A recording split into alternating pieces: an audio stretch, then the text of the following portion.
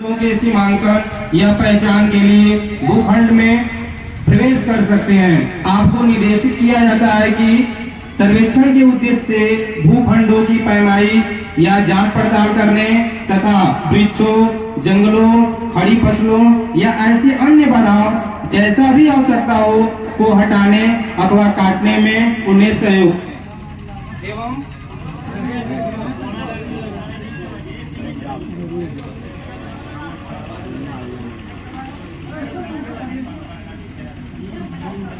अन्य बाधाओं जैसा भी आवश्यकता हो को हटाने अथवा काटने में उन्हें सहयोग करें एवं उन्हें कर्तव्यों के निर्वहन में किसी प्रकार का बाधा या अड़चन उत्पन्न न करें। आपको यह भी निर्देशित किया जाता है कि अपने भूखंडों की सीमाओं को भूखंडों के सभी मोड़ पर मिट्टी का स्तंभ देकर उसे सीमांकित कर लें। जो मैं ये प्रपत्र फर्स्ट पढ़ा हूँ, ये उद्घोषणा है, प्रपत्र 1 इसको कहते हैं। ये एक तरह से आप लोगों को सूचना देने के लिए पढ़ा गया है ताकि आपको पता चल जाए। इसको विस्तार से हमारे एसओ साहब असिस्टेंट सेटलमेंट ऑफिसर है, ये आपको समझाएंगे कि गांव में उद्घोषणा होगी है तो क्या क्या करना है, अपनी जमीन की मेड़बंदी जो मेड़ वगैरह है उसको सीधा करना, ये सब आपको समझाएंगे। ध्यान से आप लोग इसको सुनिएगा। अभी जो हमारे अमीन साहब ने प्रपत्र को पढ़ा, ये बहुत महत्वपूर्ण प्रपत्र है आप लोगों के लिए। ये ही प्रपत्र 1 है जो जिससे हम लोग सर्वे का काम को स्टार्ट कर रहे हैं। आखिर इस प्रपत्र को बनाने की क्यों जरूरत पड़ी सरकार को? इस प्रपत्र में 2 बातें कही गई है मुख्य रूप से।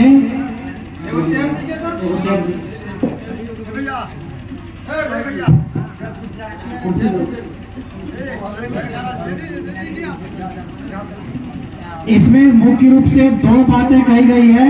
उन 2 बातों को मैं काफी विस्तार से आप लोगों के सामने अभी समझाने जा रहा हूं, तो आप लोग सही से समझ लें। इसमें दोनों ही पक्षों के लिए बातें कही गई है, हमारे सर्वे कर्मी के लिए भी इसमें बातें कही गई है और इसमें आपका क्या दायित्व होगा आपके लिए भी बातें कही गई है। सबसे पहले तो मैं ये बता दूं कि हम लोगों के लिए क्या बातें कही गई है कि जो भी सर्वे कर्मी आपके भूखंड पर आपकी जो भी भूमि है जिस पर आप स्वामित्व रखते हैं उस पर जब वो वहां पर आएंगे, उसका सत्यापन करेंगे, उसकी पैमाइश करेंगे, तो आप उनका सहयोग करेंगे। सहयोग करने का मतलब क्या है कि अगर वो मान लीजिए आपकी भूखंडों की पैमाइश करने के लिए आए हुए हैं, उन्हें कोई दिक्कत आ रही है, कोई बाधा आ रही है, कोई ऐसी पेड़ है, कोई झाड़ है या कोई अन्य बाधा है जो उसे उसके कार्य को संपन्न करने में बाधा उत्पन्न कर रही है, तो उसको सरकार ने इस प्रपत्र के द्वारा ये पावर दे दिया, ये शक्ति दे दिया कि वो उसे कटवा सकता है, वो उसे हटवा सकता है। आप उस टाइम ये विवाद नहीं करेंगे कि नहीं मैं इस पेड़ को नहीं काटे दूंगा, इस झाड़ को नहीं हटाने दूंगा।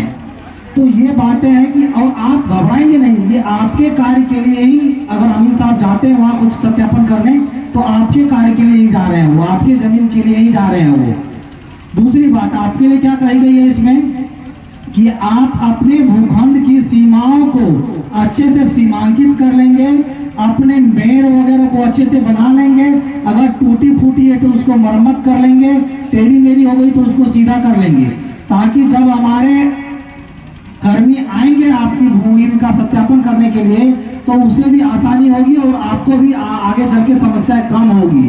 क्योंकि जब एरियल फोटोग्राफी हुई है हेलीकॉप्टर से, हवाई जहाज से, तो फोटो हमारे पास ऑलरेडी आ चुका है, उसके द्वारा नक्शा भी बनाया जा चुका है।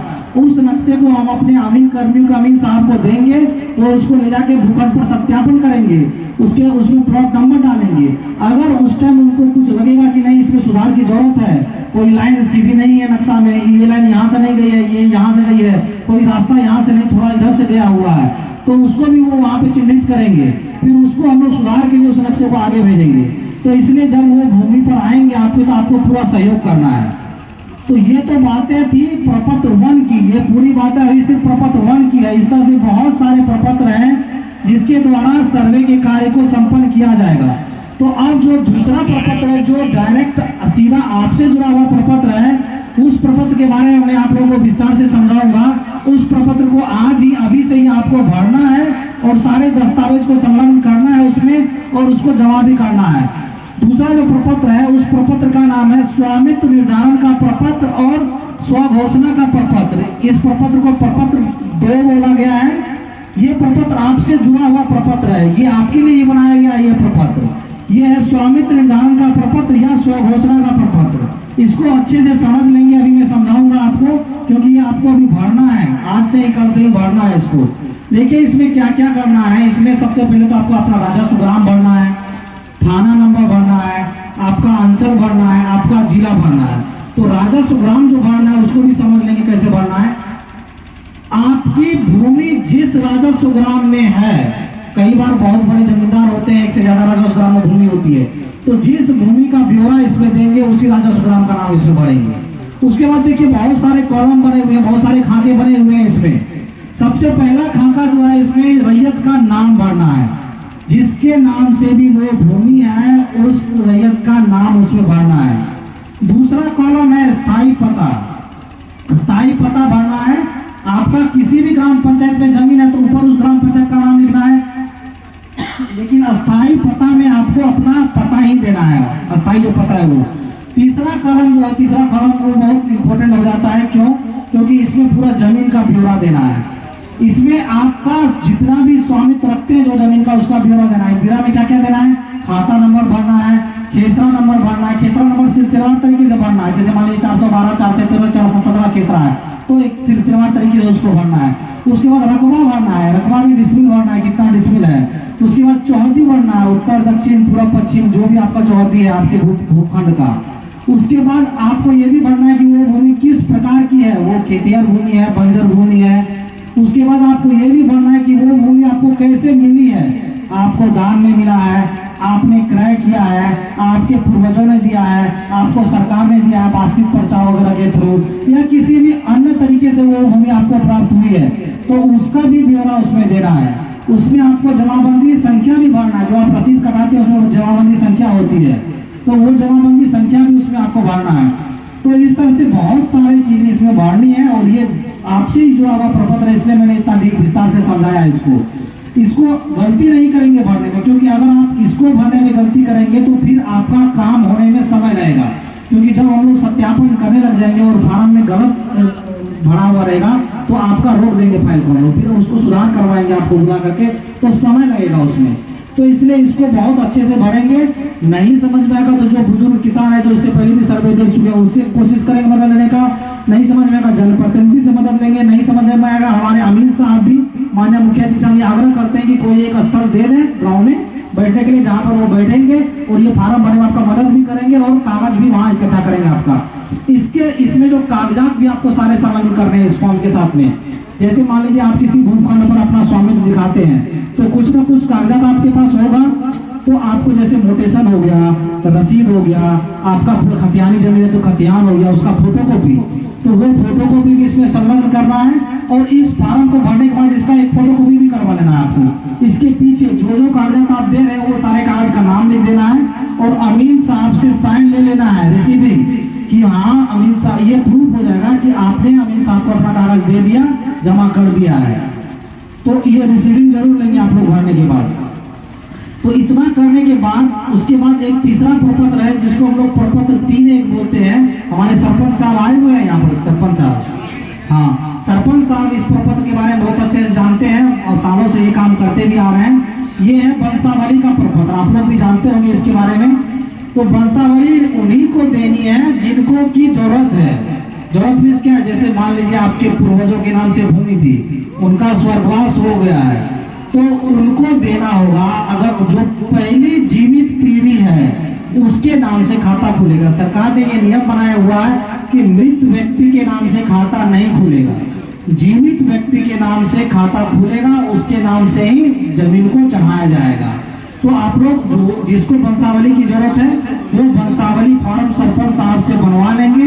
उसी के अनुसार से हम लोग जो फॉर्म दे रहे हैं इसको भर लेंगे और वंशावली भी जमा करेंगे। और सबसे महत्वपूर्ण बात जो वंशावली से जुड़ा हुआ है कि अगर सबसे महत्वपूर्ण बात जो है कि अगर आपको लड़की है, मान लीजिए एक लड़का है एक लड़की है, तो आपको उसका भी नाम लिखना है इसमें। ये नहीं कि सारी भूमि पे लड़के को ही दे देंगे। अब सरकार ने ये नियम बना दिया है कि लड़कियों का भी अधिकार होगा और अधिकार मिल भी रहा है। अगर लड़कियां चाहेंगी, आपकी बेटी चाहेंगी अधिकार लेना तो वो ले सकती है।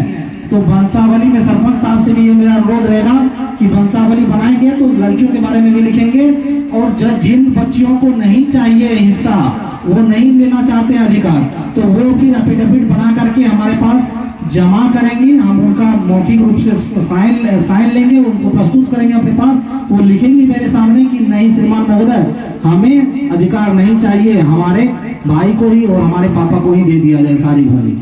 तब हम आपके नाम से उसको खाता खोल के उस पर चढ़ाएंगे। तो आपको ये जिनकी भी बच्चियां हैं जीवित हैं, तो वो वंशावली में वो डालेंगे नाम अपना, और उनको अगर हिस्सा नहीं लेना है तो वो इस तरह से सत्यापन करेंगे उस चीज का हमारे पास, तो तब हम जाकर के आपके नाम पर ही उसको करेंगे। ये नियम है। क्यों? क्योंकि इससे बहुत ज्यादा समस्या आ रही है। बाद में क्या होता है कि बहुत सालों के बाद आपस में विवाद होता है, फिर बेटी कहती है कि नहीं मुझे भी अधिकार चाहिए, तो फिर अभी आपके नाम पे हम खाता खोल के सारा जमीन आपको हम दे देंगे, आपके नाम से चढ़ा देंगे। फिर जब वो अधिकार मांगने आएगी तो उस टाइम उसको हम क्या जवाब देंगे? वो बोलेगी सर सारा जमीन आप भाई को ही दे दिया, हमारा भी तो अधिकार है पापा पर, तो हमको भी मिलना चाहिए। तो उस टाइम हम क्या करेंगे? तो इसीलिए हम एक अंडरटेकिंग लेंगे उससे। अभी अगर उसको अधिकार लेना है तो उसको देंगे, अगर उसको नहीं लेना है तो अंडरटेकिंग देगी, वो घोषणा करेगी कि मुझे अपने भूखंड पर अधिकार नहीं चाहिए, अपने मेरे भाई और मेरे पापा को ही दे दिया जाए, मुझे कोई आपत्ति नहीं है। इस ढंग से उससे लिखवा के लेना पड़ेगा। ऐसा क्यों करना पड़ रहा है? क्योंकि ये स्पेशल सर्वे हो रहा है। ये सर्वे अगर सफल हुआ तो 100 साल तक सर्वे करने की जरूरत नहीं पड़ेगी, क्योंकि हम लोग डिजिटल तरीके से पूरा सर्वे करवा रहे हैं।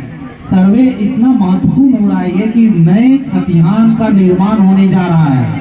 आप जो भी पुराने दस्तावेज वगैरह देंगे उन सब को लेकर के हम लोग नया खतियान का निर्माण करेंगे, नए नक्शे का निर्माण करेंगे, और इतना अच्छा नक्शा बनेगा कि अभी क्या होता है, जो नक्शा एक बार बन गया, आप अपने मौखिक रूप से बंटवारा कर लिए या आप कागजी कार्रवाई करके भी बंटवारा कर लिए, तो नक्शा में वो भूखंड नहीं कटता है, नक्शा वही रहता है जो बन गया है। हम लोग जो नक्शा डिजिटली बना रहे हैं उसमें जब हम लोग बंटवारा करेंगे तो वहाँ नक्शा में भी कट जाएगा, वो नक्शा भी अपने आप अपडेट हो जाएगा, अपने आप वो पुराना नहीं रहेगा, वो अपने आप को अपडेट करता रहेगा, सॉफ्टवेयर पे बनेगा वो नक्शा। तो इसलिए काफी महत्वपूर्ण चीजों की शुरुआत हो रही है। बहुत ध्यान से सारी चीजों को आप लोगों को समझना है, एक एक चीजों को समझ करके फॉर्म को भरना है, और कुछ भी दिक्कत होगा तो उसके अनुसार से आप लोगों के लिए हम लोग हमेशा खड़े हैं। हम लोगों का जो ऑफिस है वो उत्तरी लोध में ग्राम पंचायत भवन में है।